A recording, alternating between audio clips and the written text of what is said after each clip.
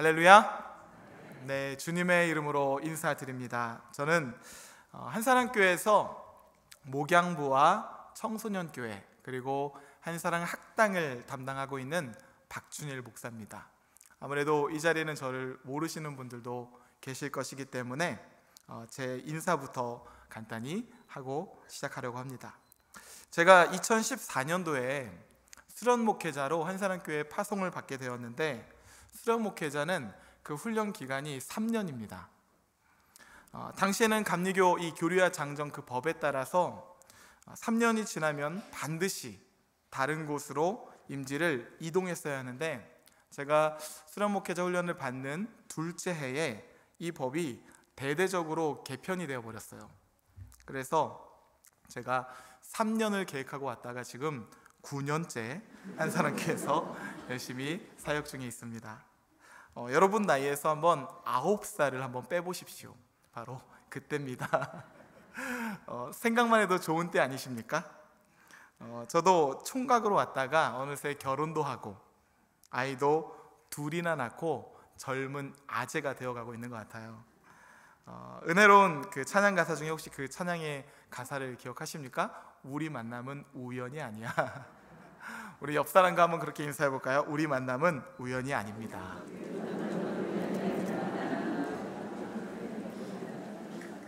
네, 우리 만남은 우연이 아니죠. 제가 주일 대예배는 한사람께서 9년 만에 처음 이렇게 섬기게 되는데, 오늘 이 말씀의 자리가 우연이 아니라 하나님께서 예비하신 우리의 만남이요, 선하신 계획이 있는 그러한 만남이 되는 줄 믿습니다. 오늘 한 개의 기쁨이 1000개의 슬픔은 이깁니다 라는 제목으로 하나님 말씀을 전하려고 합니다. 우리는 정말 위로가 이렇게 많이 필요한 시대를 살아가고 있습니다. 기도한 것처럼 지난주 우리 대한민국에서는 그 이태원에서 안타까운 일이 있었죠. 그로 인해서 한 주간 전 국민이 아픔의 골짜기를 지나가고 또 앞으로 더 지나가야 할 것이에요. 뿐만 아니라 건강의 문제, 경제 문제, 가정의 수많은 위기로 끙끙 앓고 있는 사람들이 우리 주변에는 너무나 많습니다. 2주 전쯤에 제가 몸이 좋지 않아서 병원을 가게 되었는데 그제서야 보이더라고요. 이 세상에 아픈 사람들이 얼마나 많은지를. 여러분, 가끔 SNS나 이렇게 사람들의 이야기를 듣다 보면 나만 빼고 다들 화려하게 살아가는 것 같고, 나만 빼고 다들 아무 문제 없이 행복하게 살아가는 것 같이 이렇게 느껴질 때가 있지 않습니까? 하지만 그 너머에 사람들의 내면을 보면 공허함, 우울감, 이 현실과 이상의 그 어떠한 괴리감, 숱한 상처를 가지고 살아가는 사람들이 정말 많아요. 제가 목사로서 가정을 돌보고 신방을 하다 보면 아무래도 가정들마다 그 깊은 내면의 이야기를 다 전해 듣게 될 때가 많죠. 그렇게 수많은 성도들의 이야기를 듣다 보면 사람들이 왜 그렇게 많은 것 중에 우리의 삶을 광야로 비유하는지, 이게 참 적절한 비유구나 싶을 때가 많습니다. 그런데 놀라운 것이 하나 있어요. 제가 신방을 하면서 느끼는 것이 있는데, 사람은요 힘들어서 죽겠다 하는데 생각보다 잘 죽지 않더라고요. 왜냐하면 살고자 하는 욕구가 그것보다 더 크기 때문이에요. 그래서 누군가 옆에서 죽겠다 하면요, 사실은 나 좀 살려줘, 나 좀 알아줘, 이렇게 살고자 하는 탄식으로 우리가 보셔야 돼요. 그래서 그 마음의 이야기를 함께 듣고 말씀을 통해 생각을 환기시켜주고 아파하는 자들과 우리가 함께 아파하다 보면 어느새 그 영혼은 한 걸음 한 걸음 그 어두운 내면의 영혼의 그 밤걸음을 훌쩍 지나가게 되는 것이죠. 그러면 사람은 언제 죽을까요? 사람은 위로받지 못할 때 마지막 남은 희망의 끈 그거 하나를 놓아버리더라고요. 사람은 위로받지 못할 때 죽습니다. 그래서 케르케고르는 절망을 죽음에 이르는 질병이다, 그렇게 이야기하는 것이에요. 제가 참 좋아하는 표현 중에 scars into stars, 상처는 별이 된다라는 표현이 있어요. 이것은 scar, 스크래치, 기스, 상처라는 뜻인데요. 그런데 이 상처가 stars, 반짝반짝 빛나는 별이 된다는 거예요. 이것이 어떻게 가능할까? 여기에는 하나의 전제가 있습니다.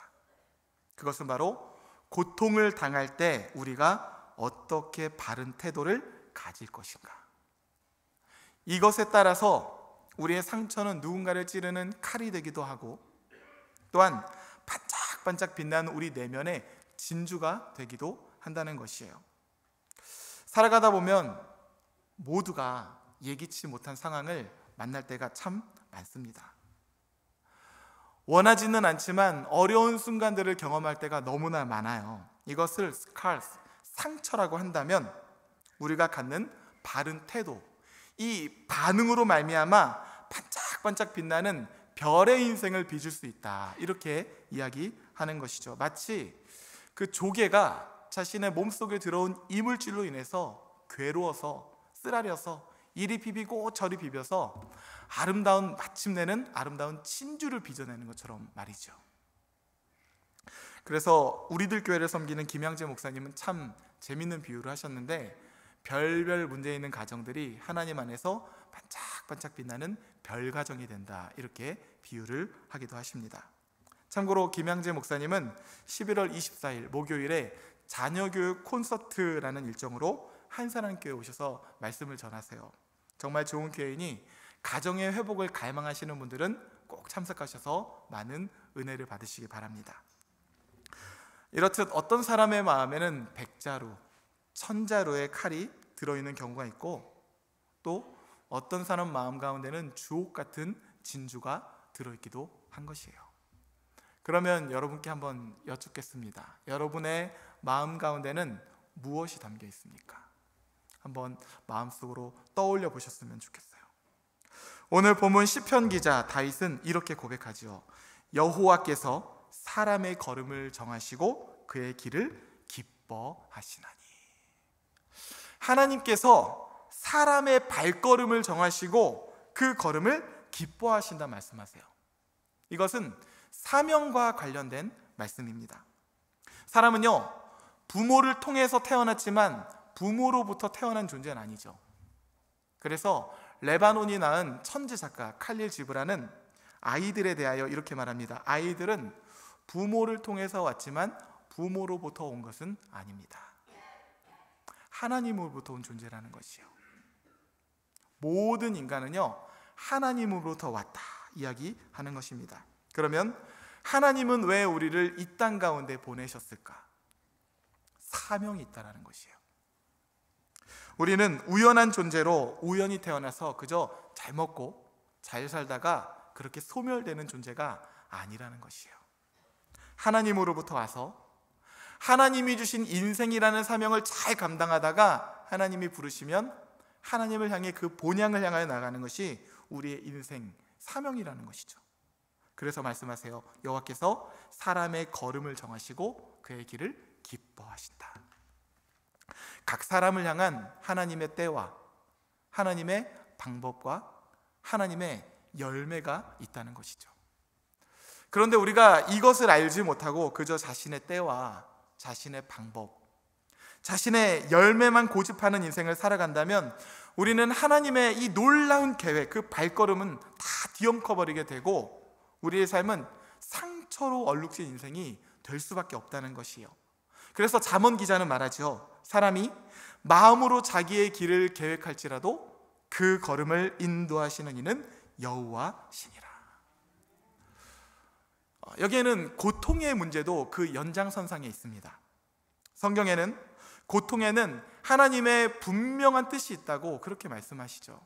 그래서 기독교의 탁월한 변증학자 C.S. 루이스는 고통을 우리를 향한 하나님의 확성기다, 귀먹은 세상을 불러 깨우려는 하나님의 메가폰이다, 그렇게 말하는 것이요. 그 확성기를 붙잡고 정신 차려, 나를 좀 봐, 다시 나에게 집중해, 큰 소리로 말씀하신다는 것이에요. 행복이 하나님의 달콤한 속삭임이라고 한다면, 고통은 확성기처럼 들려오는 하나님의 음성인 것이죠. 왜요? 심령이 가난한 자는 복이 있기 때문에 그렇습니다. 때로는 우리가 하나님의 선하신 뜻을 다 이해할 수 없지만 현재 당하는 고난이 장차 우리에게 나타날 하나님의 영광과 좋게 비교할 수 없음을 믿고 나아간다면 우리는 절망 가운데서도 소망을 향하여 나아가면서 서로를 위로할 수가 있는 것이죠. 왜요? 선하신 하나님을 믿기 때문에. 그래서 오늘 본문의 다윗은 이런 고백을 하나님께 올려드립니다.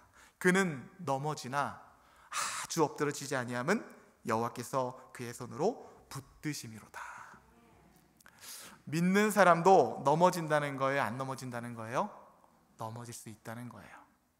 넘어지고 또 넘어지고 또 넘어지고 수십 번, 수백 번 넘어질 수 있지만 분명한 것이 있는데, 우리가 넘어지나 아주 엎드러지지 아니함은 하나님에서 오른손이 우리를 붙잡고 있기 때문이라. 지금 이 자리에도요, 우리가 인생의 수많은 문제들을 가지고서 아주 엎드러지지 않고 이렇게 모여서 함께 예배하는 것, 이것이 바로 그 말씀의 증거 아니겠습니까? 저는 이 말씀을 묵상하는데 너무너무 위로가 되더라고요. 여러분, 목사는 넘어질까요? 안 넘어질까요? 목사도 넘어지죠. 다만 표정 관리를 잘할 뿐입니다. 왜 안 넘어지겠어요? 그런데 제가 신방을 하면서 저도 얼마나 많이 넘어지는지 제 삶을 이렇게 성도들에게 나누다 보면 성도들이 어려운 이야기를 하다가 이 대목에서 그렇게 큰 은혜와 위로를 받더라고요. 나만 그런 것이 아니구나, 아마 그런 마음을 갖는 것 같아요. 그런데 저 역시 이 말씀을 묵상하는데 왜 이렇게 은혜가 되고 위로가 되는지, 하나님이 내 연약함을 아시는구나, 내가 넘어진다는 걸 하나님도 아시는구나, 하나님이 우리 넘어지는 거 아신다는 거예요. 우리가 연약한 존재라는 거. 그런 우리에게 인생이라는 사명을 주실 때에는, 그래, 넘어졌네, 어차피 안 될 거였어, 어차피 넌 안 될 거야, 그렇게 말씀하시는 것이 아니죠. 뭐라고 말씀하세요? 두려워하지 말라, 내가 너와 함께함이라, 놀라지 말라, 나는 내 하나님이 됨이라. 내가 나의 의로운 오른손으로 너를 붙들어서 이 넘어질 자리에서 너를 일으켜 세워서 그리스도의 장성한 분량에 이르기까지 내가 너와 함께 할 거야, 이렇게 약속해 주는 줄 믿으시기 바랍니다. 여기에 바로 소망이 있는 것이에요. 이 약속의 말씀을 붙잡고 살아가는 사람들은요, 상처와 고난 속에서도요, 그 영혼이 유린당하지 않습니다. 그의 넘어짐이 그 사람의 인격을 파괴하지 못해요. 왜냐하면 그런 사람에게는 고난을 향한 올바른 태도, 하나님에 대한 고백이 있기 때문인 것이죠. 하나님께서 사람의 걸음을 정하시고 마침내 가장 선한 길로 인도하실 것이라는 이 분명한 믿음이 있기 때문에 넘어지지만 낙심하지 않는다는 것이에요. 그래서 우리가 고난 가운데 있을 때 무엇을 해야 할까요? 하나님께 기도해야죠. 시편 기자 말합니다. 내 영혼아, 내가 어찌하여 낙심하며 어찌하여 내 속에서 불안해하는가? 너는 하나님께 소망을 두라. 그가 나타나 도우심으로 말미암아 내 하나님을 여전히 찬송하리로다. 제가 참 좋아하는 찬양 중에 온 맘 다해라는 찬양이 있습니다. 그 찬양의 가사를 보면 이런 고백이 있어요. 나 염려하잖아도 내 쓸 것 아시니 나 오직 주의 얼굴 구하게 하소서.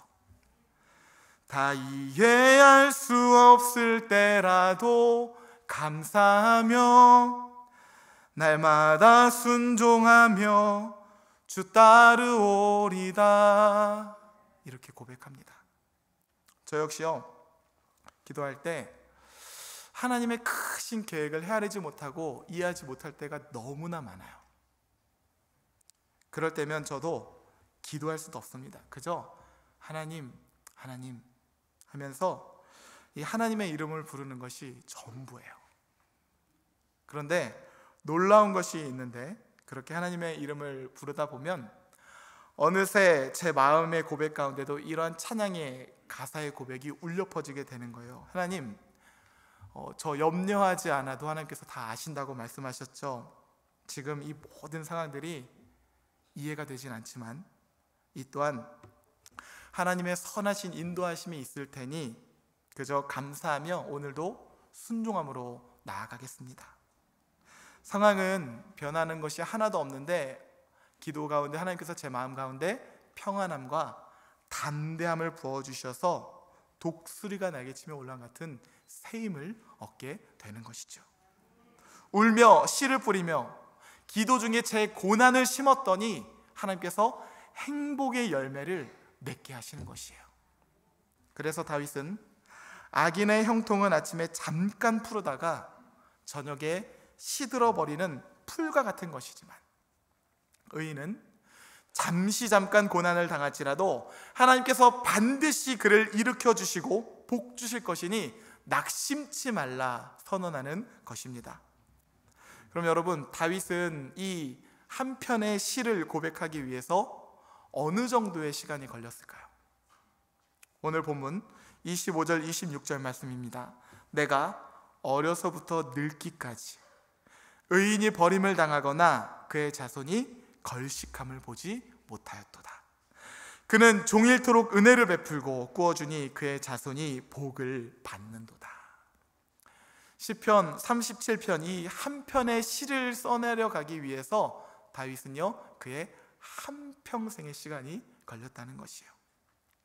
내가 어려서부터 늙기까지 의인이 버림을 당하거나 그의 자손이 걸식함을 보지 못하였도다. 우리는 어떻습니까? 한 치 앞도 바라보지 못하는 존재죠. 하지만 하나님은 인생이라는 우리의 삶을 그 사명을 향하여 그 완성을 향하여 나아갈 수 있도록 이른 비와 늦은 비로 그리고 때를 따라 돕는 가장 완전하신 하나님의 발걸음으로 오늘도 한 걸음 한 걸음 힘차게 인도하고 계신다, 그렇게 말씀하시는 것입니다. 이러한 믿음이 있는 사람들은요 1000개의 슬픔이 있다 하더라도 비록 흔들리지만 아름다운 사명이라는 이 꽃을 활짝 피어내게 되는 것이에요.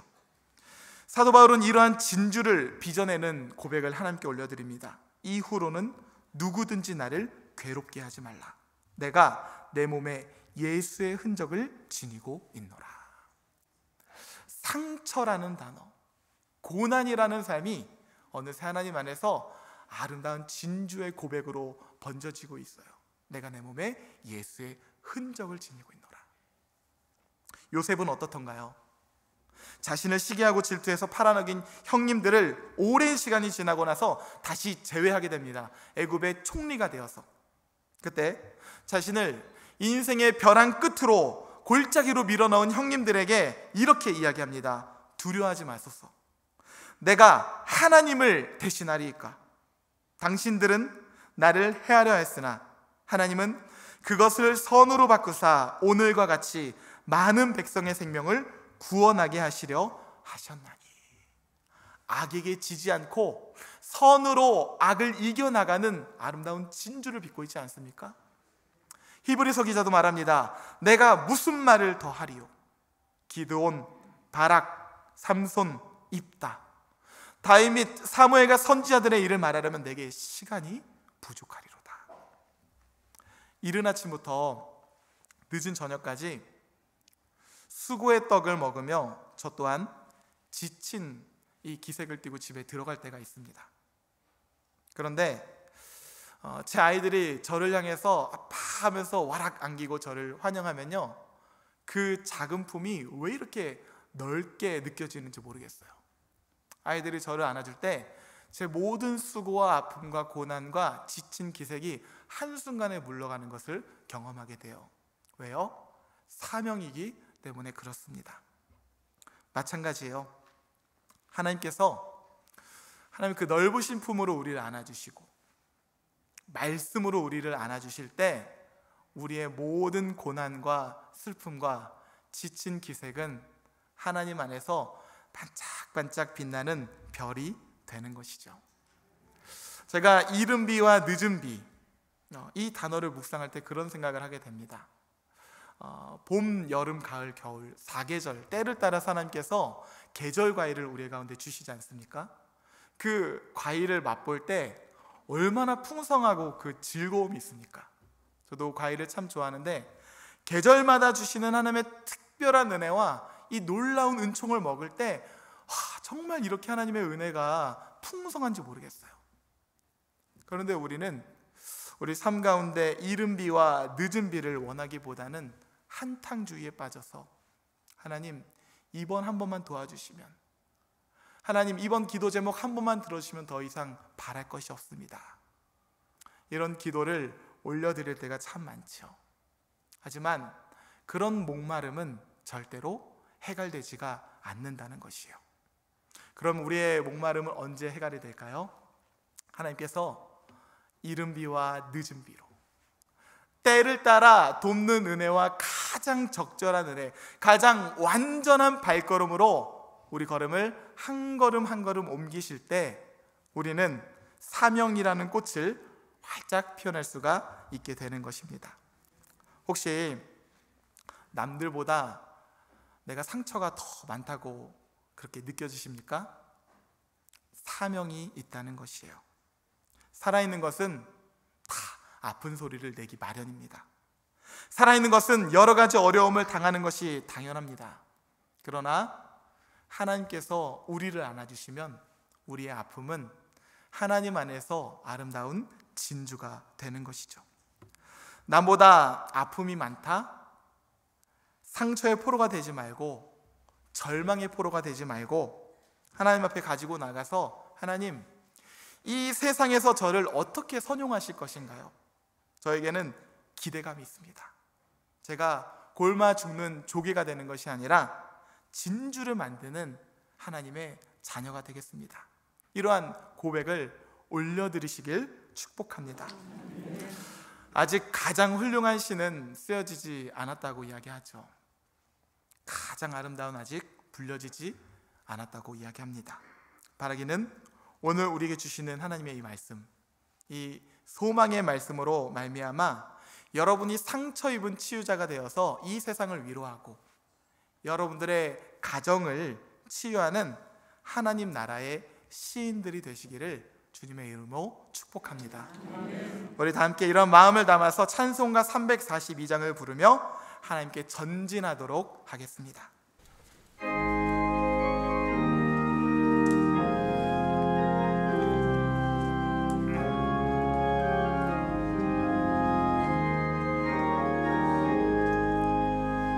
너 시험을 당해 죄 짓지 말고 너 용기를 다해 못 물리치라.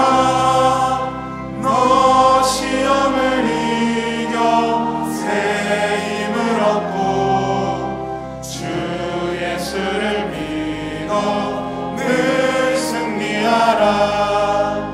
우리 구주의 힘과 그의 위로를 빌라. 주님 내 편에 서서 항상 도우시리. 내 친구를 삼가 잘 선택하고 너 언행을 삼가 늘 조심하라. 너 열심을 다해 늘 충성하고 온 정성을 다해 주 봉사하라. 우리 구주의 힘과 그의 위로를 빌라. 주님 내 편에 서서 항상 도우시리. 잘 이기는 자는 상 받으리니 너 낙심치 말고 늘 전진하라. 내 구세주 예수 힘 주시리니 주 예수를 믿어 늘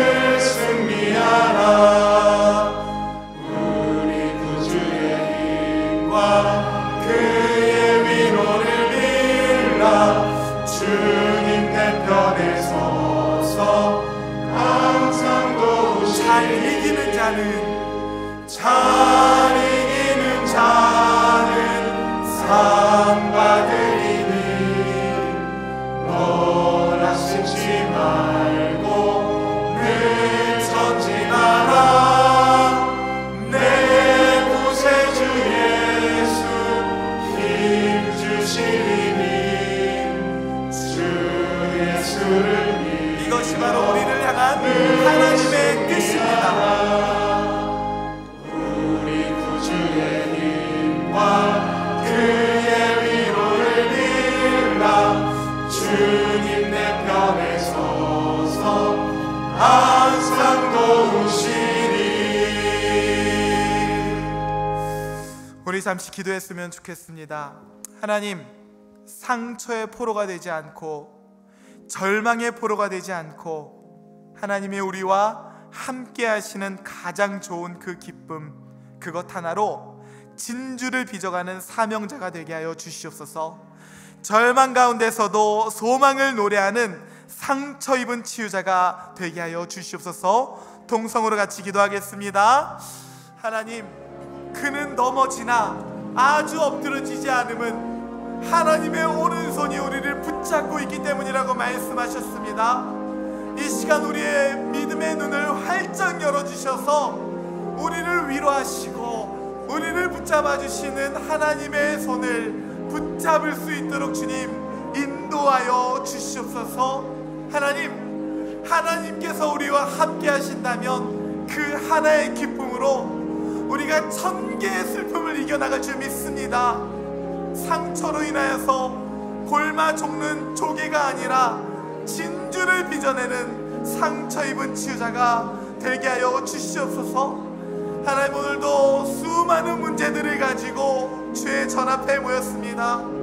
하나님, 우리의 염려와 우리의 문제들을 아시지요? 다 이해가 되지 않지만 하나님을 바라보며 한 걸음 한 걸음 나아가는 모든 성도들 가운데 하나님의 특별한 은혜와 때를 따라 돕는 은혜와 이른 비와 늦은 비를 통하여 하나님의 발걸음을 주께서 인도하여 주시옵소서.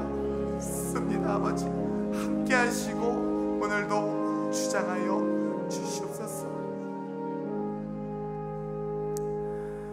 하나님, 이 아침에 주의 사랑하는 백성들이 기도하며 주님을 기다립니다. 절망의 수렁에서 주님을 바라보는 시선들도 너무나 많습니다. 하나님, 약속하신 대로 주의 백성에게 소망을 허락하여 주시옵소서. 기도하며 기다리는 이들에게 은혜를 베풀어 주사 넘어진 그 자리에서 굳세게 일어날 수 있는 새 힘을 부어 주시옵소서. 하나님을 믿는 자들이 어떠한 상황 가운데서도 하나님께서 함께 하신다는 약속을 꼭 붙잡으며 1000개의 슬픔을 이겨나가는 능력을 더하여 주시옵소서. 예수 그리스도의 이름으로 기도하옵나이다. 아멘.